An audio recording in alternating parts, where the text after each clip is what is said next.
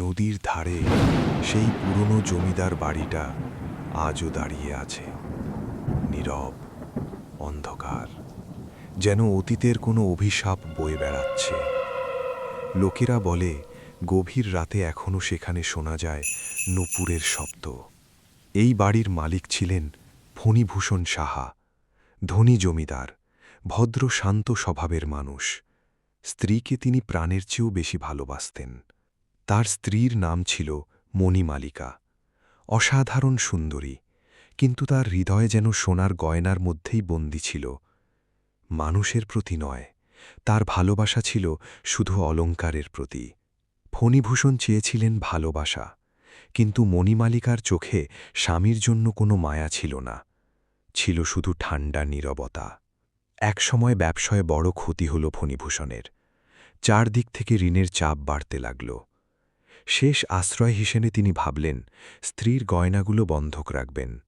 কাঁপা গলায় ফণীভূষণ বললেন, মণি, কিছুদিনের জন্য গয়নাগুলো আমাকে দাও।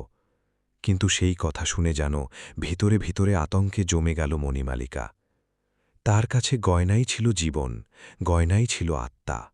সেই রাতেই কাউকে কিছু না জানিয়ে সব গয়না নিয়ে বাড়ি ছেড়ে পালিয়ে গেল মণিমালিকা। নদীর অন্ধকার জলের উপর ভেসে চলল ছোট্ট নৌকা। আর তারপর সে যেন হঠাৎ করেই মিলিয়ে গেল পৃথিবী থেকে। ফণীভূষণ ফিরে এসে পেলেন এক শূন্য বাড়ি। নেই মণিমালিকা, নেই কোনো শব্দ, শুধু দেওয়ালের ভিতর জমে থাকা নিঃসঙ্গতা। তারপর থেকে প্রতি রাতেই তিনি শুনতে পেতেন নূপুরের শব্দ। ধীরে ধীরে কাছে আসছে, অন্ধকার করিডর পেরিয়ে। এক ঝড়ের রাতে ফণীভূষণ দেখলেন অন্ধকারের ভিতর দাঁড়িয়ে আছে মণিমালিকা। কিন্তু সে আর মানুষ নয়, ফ্যাকাশে মুখ, শূন্য চোখ, আর সারা শরীরে ঝুলছে সেই গয়না। ধীরে ধীরে সেই ছায়ামূর্তি এগিয়ে চলল নদীর দিকে। মন্ত্রমুগ্ধের মতো তার পিছনে হাঁটতে লাগলেন ফণীভূষণ।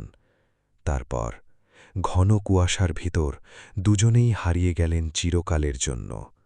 আজও নাকি গভীর রাতে সেই নদীর ধারে শোনা যায় নূপুরের শব্দ। আর পুরনো জমিদার বাড়ির অন্ধকার জানালায় কখনো কখনো দেখা যায় গয়নায় মোড়া এক নিঃসঙ্গ ছায়া।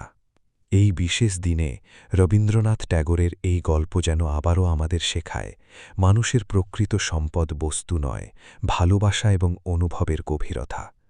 তার লেখার মধ্য দিয়ে আমরা আজও নিজেদের খুঁজে পাই, নিজেদের ভুল ত্রুটি বুঝতে পারি।